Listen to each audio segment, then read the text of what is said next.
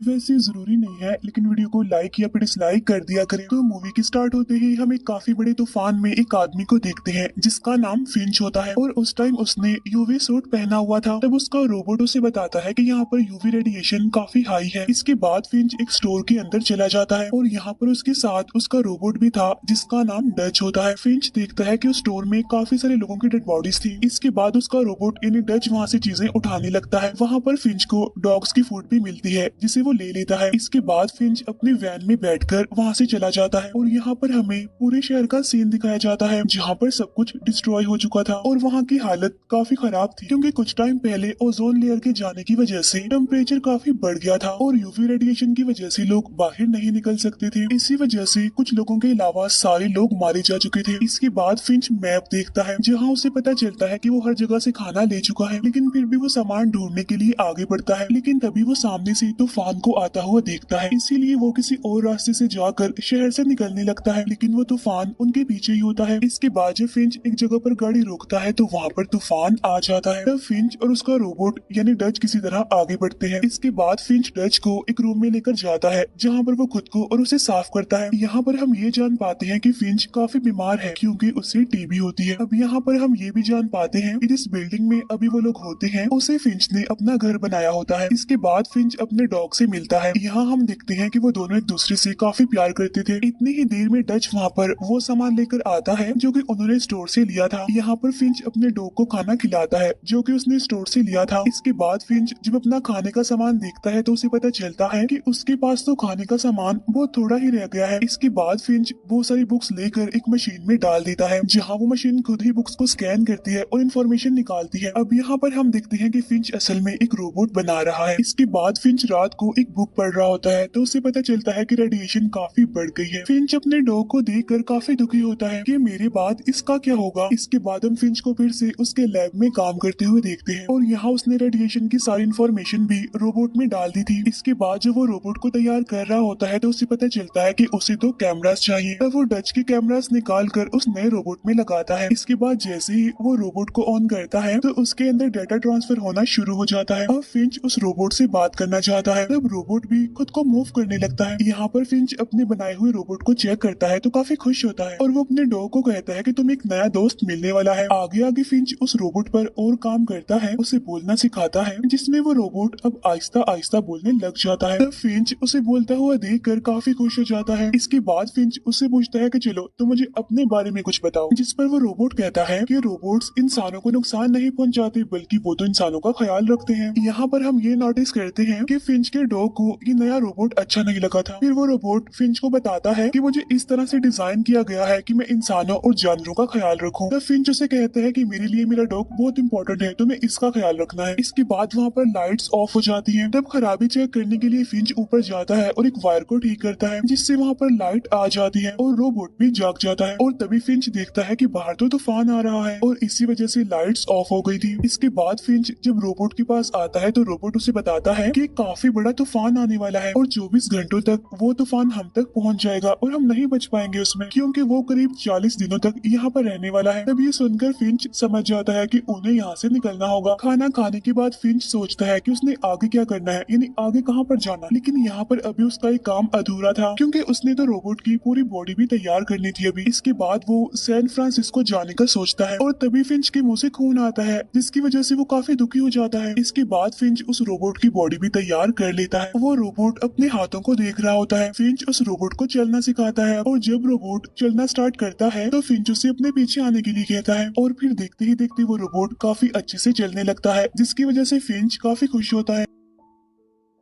लेकिन जब फिंच का डॉग भौंकता है तो वो रोबोट नीचे गिर जाता है। इसके बाद फिंच उस जगह को छोड़ने के लिए सामान पैक करने लगता है और ऊपर वो रोबोट चलने की और भागने की प्रैक्टिस कर रहा होता है। फिंच सारा सामान पैक करने के बाद डच को अपने साथ आने के लिए कहता है, लेकिन डच में तो कैमरास ही नहीं होते इसीलिए वो देख ही नहीं सकता था, इसीलिए वो चीजों में टकरा रहा था। इसके बाद फिंच एक सीसीटीवी कैमरा से कैमरा निकालता है और उसे डच में लगाता है। इसके बाद वो लोग बस के जरिए वहाँ से निकलने वाले होते हैं और यहाँ पर वो नया रोबोट सारी चीजें सीख रहा होता है। यहाँ यहाँ पर हम ये जान पाते हैं कि असल में उनकी बस यूवी रेडिएशन से बिल्कुल सेव होती है। इसके बाद वो लोग वहाँ से निकलकर सैन फ्रांसिस्को के लिए जाने लगते हैं, जहाँ पर सब कुछ डिस्ट्रॉय हो चुका था। इसके बाद वो लोग आगे बढ़ते हैं। अब नए रोबोट को सब कुछ पता होता है, इसीलिए वो उन्हें रास्ता बता रहा होता है। इसके बाद वो लोग एक शहर में रुकते हैं और यहाँ पर नया रोबोट फिंच का पोस्ट कार्ड देखता है और वो फिंच को कहता है कि मुझे तुम्हारा पोस्ट कार्ड काफी पसंद आया है। तब फिंच बताता है कि पहले लोग बात करने के लिए पोस्ट कार्ड ही यूज करते थे। तो वो रोबोट पूछता है कि ये कार्ड तुम्हें किसने भेजा था,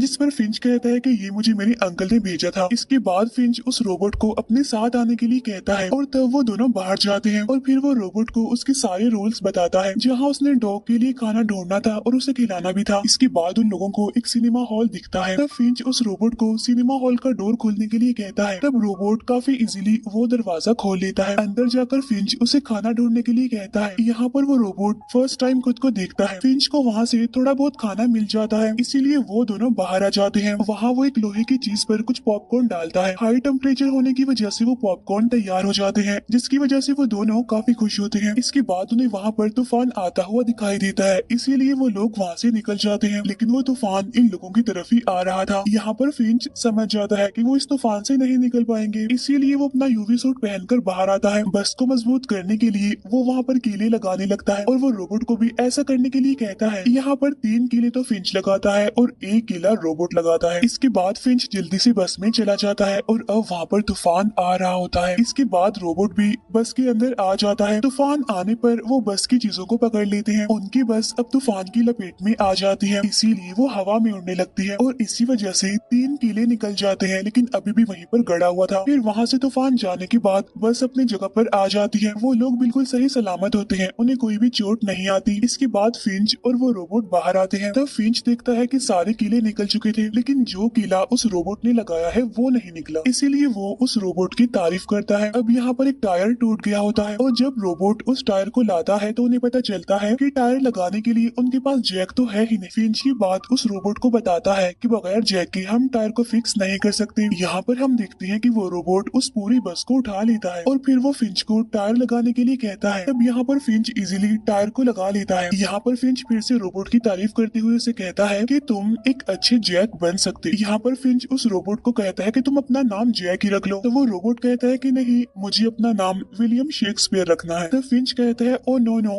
ये नाम तो काफी बड़ा है। इसके बाद वो दोनों मिलकर उस रोबोट का नाम जेफ कंफर्म कर लेते हैं। नेक्स्ट डे फिंच बस के ऊपर सोलर सिस्टम सेट करके अंदर जाकर सो जाता है, लेकिन तभी वो नया रोबोट यानी जेफ और उसका डॉग भौंकने लगता है, इसीलिए फिंच की आंख खुल जाती है। तब नया रोबोट यानी जेफ उसे बताता है कि मैं डॉग्स की लैंग्वेज सीख रहा था। वो कहता है कि मुझे ये लगता है कि आपका डॉग मुझे पसंद नहीं करता। तब फिंच कहता है कि तुम दोनों को एडजस्ट होने में, तुम्हारी दोस्ती होने में थोड़ा टाइम लगेगा। इसके बाद वो लोग वहाँ से निकल जाते हैं। इस बार जेफ फिंच के साथ आगे बैठता है। इसके बाद वो लोग गोल्डन ब्रिज के लिए जाने लगते हैं। यहाँ पर जेफ फिंच से पूछता है कि ये ट्रस्ट क्या होता है। तब फिंच उसे समझा नहीं पाता। तब फिंच उसे अपनी ही कहानी सुनाता है। वो कहता है कि काफी सालों पहले कुछ लोगों के साथ में काम करता था, लेकिन वो सारे लोग कम अकल थे और हम लोग असल में एक प्रोजेक्ट पर काम कर रहे थे और वहाँ फिंच के अलावा सबको यही लग रहा था कि सॉफ्टवेयर का इशू सॉल्व होने वाला नहीं है, लेकिन फिर फिंच ने उस सॉफ्टवेयर इशू को सॉल्व कर दिया। इस वजह से उसके बॉस ने उसे काफी अप्रिशिएट किया, उसकी तारीफ की। फिंच यहाँ पर कहता है कि बेशक वो काम मैंने अकेले ने किया था, लेकिन मैंने अपने बॉस को बताया कि ये काम हम सब ने मिलकर किया है, न कि मैंने अकेले ने, और इस तरह से मैंने सबका ट्रस्ट यानी सबका भरोसा जीत लिया। और यही मतलब होता है ट्रस्ट का, और ऐसे ही लोगों पर अपना ट्रस्ट बनाया जाता है। लेकिन ये चीज भी जेफ को समझ नहीं आती। फिंच कहता है कि ठीक है, मैं तुम्हें अब सोच कर बताऊंगा।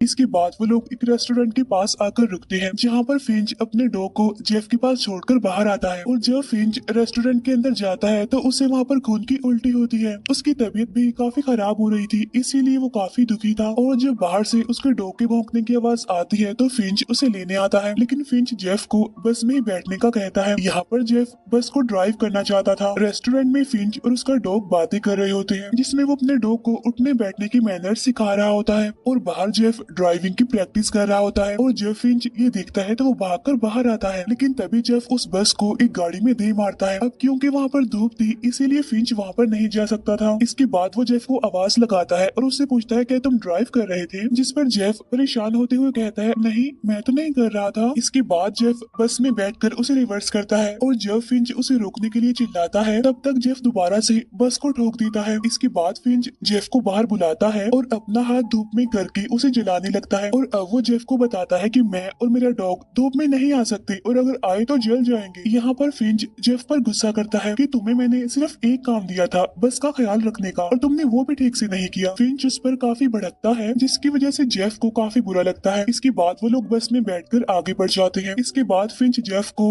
बस चलाने देता है और फिर देखते ही देखते जेफ बिल्कुल ठीक गाड़ी चलाने लगता है। तब इस बात की वजह से फिंच काफी खुश होता है। इसके बाद वो जेफ को 50 किलोमीटर की स्पीड पर बस को चलाने के लिए कहता है। तब जेफ ऐसा ही करता है और वो लोग आगे बढ़ते हैं। इसके बाद रात को वो एक जगह पर रुकते हैं जहाँ जेफ को आसमान काफी खूबसूरत लगता है। तब फिंच उसे बताता है कि ओजोन लेयर के जाने के बाद चीजें काफी बदल चुकी हैं और अक्सर ऐसा होता है कि आसमान ऐसे ही खूबसूरत दिखता है। यहाँ पर जेफ उससे पूछता है कि अगर रात में खतरा होता है तो हम दिन में सफर क्यों नहीं कर सकते, जिस पर फिंच कहता है कि उसकी एक वजह है क्योंकि रास्ते में काफी खतरा होता है और वो खतरा होता है इंसानों का। यानी रात में बेशक हम यूवी रेडिएशन से बच जाएं, लेकिन हमें इंसानों का खतरा होता है और किसी भी इंसान पर हमें भरोसा नहीं करना चाहिए। यहाँ पर फिंच को खांसी होती है इसीलिए वो सोने के लिए चला जाता है, जिस पर जेफ कहता है कि मैं बाहर ही रुकूंगा। नेक्स्ट डे जेफ को कोई आवाज सुनाई देती है इसीलिए वो बस में जाता है जहाँ पर वो देखता है कि फिंच को खून की उल्टियां आ रही हैं और वो काफी बीमार भी है। तब यहाँ पर जेफ उससे पूछता है कि आपकी हेल्प करने के लिए मुझे क्या करना चाहिए। तब फिंच उसे डॉक्टर को बुलाने के लिए कहता है। इसके बाद जेफ अपनी नॉलेज को देखता है जो कि उसे बुक से मिली थी। तब उसके मुताबिक वो फिंच के सर पर गीला कपड़ा रखता है। यहाँ पर वो फिंच का काफी ख्याल रखता है और उसे ऐसा करता फिंच का डॉग भी देख रहा था। अब फिंच की तबीयत भी आहिस्ता आहिस्ता ठीक होने लगती है। इसके बाद जेफ बस चलाकर एक मॉल के पास आ जाता है। इसके बाद वो देखता है कि फिंच तो सो रहा है इसीलिए वो पहले वाले रोबोट इन डच को बाहर निकालता है और उसके साथ खाना लेने के लिए बाहर जाता है। इसके बाद वो दोनों मॉल के अंदर जाकर सामान इकट्ठा करने लगते हैं। उधर बस में फिंच की आंख खुल जाती है और जब वो बाहर देखता है तो डर जाता है। जहाँ जेफ खाने का सामान इकट्ठा कर रहा था फिंच यूवी सूट पहनकर मॉल में आ जाता है। डच को खाने की चीज का एक पैकेट दिखता है इसीलिए वो उसे उठाने जाता है तो गिर जाता है और वो एक चीज में फंसकर टूट जाता है। तब उसकी आवाज सुनकर फिंच वहाँ पर आता है। तब वो दिखता है कि डच तो टूट गया है इसीलिए अब फिंच उसे ऑफ कर देता है। इसके बाद फिंच को एक जगह से आवाज आती है इसीलिए वो चेक करने के लिए वहाँ पर जाता है। तब उसे वहाँ पर जेफ मिलता है जो कहता है कि मैं सामान इकट्ठा कर रहा हूँ। तब फिंच उसे कहता है कि हम लोग सामान जमा करने के लिए कहीं पर भी नहीं रुक सकते और ये जगह खतरे से खाली नहीं है, इसीलिए वो दोनों बस में बैठकर वहाँ से चले जाते हैं। यहीं पर वो नोटिस करते हैं कि गाड़ी उनका पीछा कर रही है इसीलिए फिंच वहाँ से निकलकर सिटी एरिया में आ जाता है।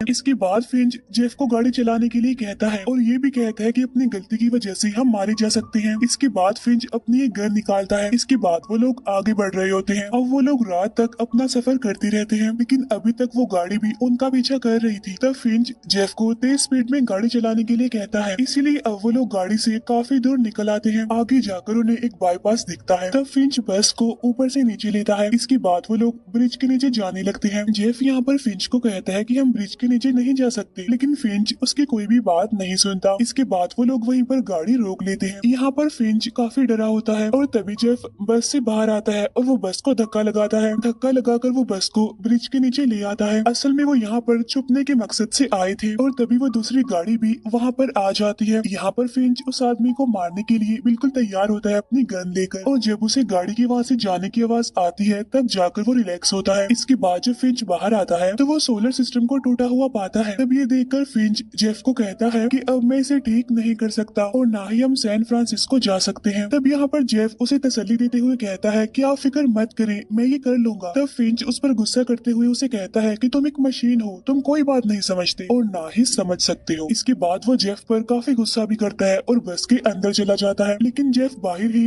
बारिश में भीग रहा होता है। इसके बाद जेफ फिंच के पास अंदर आकर उसे कहता है कि हम गोल्डन ब्रिज तक जा सकते हैं। तब यहाँ पर फिंच उसे एक एक और कहानी सुनाता है जिसमें कुछ टाइम पहले ओजोन लेयर कम होने लगी थी, जहाँ स्टार्टिंग में तो सब लोगों को यही लगा कि ठीक हो जाएगा सब कुछ, इसीलिए वो लोग घर में चुपकर ही रहने लगे। लेकिन उनमें से कुछ लोग ऐसे भी थे जिन्हें पता था कि कुछ भी ठीक नहीं होने वाला, इसीलिए वो लोग समझदारी करते हुए सामान जमा कर रहे थे और उन्हीं में से एक मैं भी था। फिंच कहता है कि जब मैं एक सुपर मार्केट से सामान जमा कर रहा था तो मुझे वहाँ पर एक छोटी बच्ची मिलती है जो कि अपनी मदर के साथ होती है। उस बच्ची की मदर ने उसे गन दी होती है और कहा होता है कि बेटा अगर तुम्हें कोई भी दिखे तो उसे शूट कर देना। तब ये देखकर मैं समझ गया कि अगर मैं उनकी हेल्प करने के लिए जाऊंगा भी तो वो मुझे मार देंगे, इसीलिए मैं वहीं पर छुपा रहा। लेकिन फिर इसके बाद उसके पास एक आदमी आया जिसके पास एक गन थी और उसने बहुत सारी गोलियां चला दी वहाँ पर। लेकिन इससे पहले कि मैं कुछ कर पाता तब तक काफी देर हो चुकी थी क्योंकि वो बच्ची और उसकी मदर मारी जा चुकी थी। लेकिन जब मैं वहाँ पर गया तो उस बच्ची का बैग हिल रहा था। तब उसे चेक करने पर मुझे ये डॉग मिला और तभी से हम एक दूसरे के साथ हैं। वो कहता है कि उस बच्ची और उसकी मदर का मैं ख्याल नहीं रख पाया, लेकिन उनके गुजर जाने के बाद मैं उनकी डॉग का ख्याल आज तक रख रहा हूँ और यही वजह थी कि मैंने तुम्हें बनाया था ताकि तुम मेरे बाद मेरे डॉग का ख्याल रखो। नेक्स्ट डे वो लोग अपने सफर पर आगे बढ़ते हैं जहाँ पर फिंच काफी बीमार होता है, इसीलिए वो रेस्ट कर रहा होता है। यहाँ पर जेफ उन्हें सैन फ्रांसिस्को लेकर जा रहा था जिसमें वो फिंच के पोस्ट कार्ड को देखता है और उस कार्ड के पीछे डैड लिखा हुआ था और जब वो बाकी कार्ड चेक करता है तो उस पर कुछ भी नहीं लिखा हुआ था। इसके बाद एक तितली उनकी बस से टकरा जाती है। तब ये देखकर जेफ बस को रोक देता है क्योंकि वो तितली बाहर धूप में भी सरवाइव कर रही थी। तब ये दिखाने के लिए वो फिंच को वहाँ पर बुलाता है। इसके बाद फिंच जब अपना हाथ बाहर निकालता है धूप में तो उसे कुछ भी नहीं होता। असल में ओजोन लेयर अब वापिस आ चुकी थी जिसकी वजह से यूवी रेडिएशन का असर भी खत्म हो चुका था। इसके बाद फिंच बाहर आता है और यहाँ पर जेफ काफी खुश होता है। फिंच सूरज को देखता है और उसकी रेस को फील करता है। इसके बाद जेफ और फिंच का डॉग भी बाहर आ जाते हैं। फिंच बाहर आकर काफी खुशी से उस जगह को देख रहा होता है और तभी उसे एक तितली दिखाई देती है जो कि उड़कर उसके हाथ पर बैठ जाती है। इसके बाद वो लोग आगे बढ़ जाते हैं। इसके बाद फिंच एक जगह पर अच्छे से ड्रेसअप होकर बाहर आता है। फिंच यहाँ पर कहता है कि जितना अच्छा मुझे आज लग रहा है इतना अच्छा मैंने कभी भी फील नहीं किया। यहाँ पर जेफ फिंच को बताता है कि कल रात मैंने एक ड्रीम देखा जिसमें मैंने देखा कि हम लोग गोल्डन ब्रिज पर चले गए हैं। तब इस बात से फिंच काफी हैरान हो जाता है कि आखिर रोबोट ड्रीम्स कैसे देख सकते हैं, लेकिन वो इस बात से खुश होता है और वो जेफ से सॉरी बोलता है कि सॉरी मैंने तुम्हें रोबोट और मशीन बोला था। यहाँ पर जेफ फिंच को कहता है कि आपने तो मुझे बताया था कि वो पोस्ट कार्ड आपके अंकल ने आपको दिए थे, लेकिन उस पर तो डैड लिखा हुआ है। तब यहाँ पर फिंच उसे सारी बात सच बताता है कि मेरे पैदा होने से पहले ही मेरे फादर मुझे छोड़कर चले गए और मेरे फादर असल में एक इंजीनियर थे और मेरी एक बर्थडे पर वो कार्ड मुझे मेरे फादर ने दिया था। असल में मेरे फादर ने मुझे मिलने के लिए इन्वाइट किया था और उनसे मिलने के लिए ही मैंने ये सूट परचेज किया था, लेकिन मैं इस सूट को कभी भी नहीं पहन पाया। तब जेफ उससे बाकी कार्ड्स के बारे में पूछता है जिस पर फिंच कहता है कि वो मुझे पसंद आए थे इसीलिए मैंने उन्हें रख लिया क्योंकि मैं दुनिया घूमना चाहता था, लेकिन अपने सिटी के अलावा मैं कभी भी कहीं पर नहीं गया। यहाँ पर फिंच ये भी कहता है कि गोल्डन ब्रिज पर खड़े होकर अच्छा फील करना ह्यूमंस का एक अच्छा एक्सपीरियंस है। तब जेफ उसे कहता है कि हम भी वहाँ पर जरूर जाएंगे, जिस पर फिंच कहता है कि नहीं मैं नहीं जा सकता क्योंकि मैं मरने वाला हूँ। तब ये सुनकर जेफ काफी दुखी होता है। फिंच जेफ को कहता है कि तुम मुझसे प्रॉमिस करो कि मेरे मरने के बाद मेरे डॉग का ख्याल रखोगे, जिस पर जेफ कहते हैं हाँ प्रॉमिस, मैं इसका बहुत ख्याल रखूंगा। इसके बाद फिंच जेफ को उसके डॉग के साथ खेलने के लिए कहता है, लेकिन वो डॉग जेफ के साथ नहीं बल्कि फिंच के साथ ही खेल रहा था। वो बार बार बॉल लाकर फिंच को ही दे रहा था। तब ये देखकर जेफ समझ जाता है कि वो डॉग उसे पसंद नहीं करता। तब फिंच कहता है कि बेफिक्र रहो, आहिस्ता आहिस्ता वो तुम्हारे साथ एडजस्ट हो जाएगा। इसके बाद फिंच को एक बार फिर से खून की उल्टी आती है। तब जेफ उसे बस की तरफ ले जाने लगता है। यहाँ पर फिंच और जेफ एक दूसरे को गले मिलते हैं। इसके बाद फिंच जब बस में जा रहा होता है तो उसका डॉग भी उसके साथ ही चला जाता है। अंदर जाकर वो दोनों खेलने लगते हैं, जिसकी वजह से जेफ काफी अकेला फील करता है और काफी दुखी होता है। इसके बाद फिंच बस के अंदर सो जाता है और बाहर जेफ सारा सामान इकट्ठा करने में बिजी होता है। रात को फिंच का डॉग रोने लगता है। तब ये देखकर जेफ समझ जाता है कि फिंच मर चुका है। इसके बाद जेफ फिंच की डेड बॉडी और उसके यूवी रेडिएशन सूट को भी जला देता है। अब यहाँ फिंच के मरने की वजह से जेफ और उसका डॉग काफी दुखी होते हैं। नेक्स्ट डे जेफ सोचता है कि उसे क्या करना चाहिए। तब उसे याद आता है कि मैंने भी वही करना है जो फिंच करता था, यानी वो डॉग के लिए खाना निकालता है और उसे खाना खिलाता है। इसके बाद वो डॉग जेफ के साथ खेलने लगता है। इस वजह से जेफ काफी खुश होता है। इसका मतलब ये था कि वो डॉग जेफ के साथ रहना सीख गया है। नेक्स्ट डे वो दोनों सैन फ्रांसिस्को के लिए जाने लगते हैं, जहाँ पर उन्होंने गोल्डन ब्रिज जाना होता है। फिर वो दोनों एक दूसरे के साथ खुश होते हुए अपने सफर पर आगे बढ़ जाते हैं और काफी लंबा सफर करने के बाद वो गोल्डन ब्रिज तक पहुंच जाते हैं। और तब जेफ फिंच के कहने के मुताबिक ब्रिज के ऊपर जाकर ह्यूमन एक्सपीरियंस की तरह फील करता है। वहीं पर जेफ को एक पेपर नोट नोट मिलता है जिस पर एक लड़की ने लिखा होता है कि वो सर्वाइवर है और वो एक जगह पर छुपी हुई है। तब यहाँ पर जेफ उस लड़की की हेल्प करने का डिसाइड करता है। इसके बाद वो फिंच के पोस्ट कार्ड पर अपनी ड्राइंग बनाकर वहाँ लगा देता है। इसके बाद जेफ और वो डॉग उस लड़की की हेल्प करने के लिए वहाँ से निकल जाते हैं। अब यहाँ पर जेफ डॉग को अपनी कहानी सुनाता है और इसी के साथ ही ये मूवी यहीं पर एंड हो जाती है।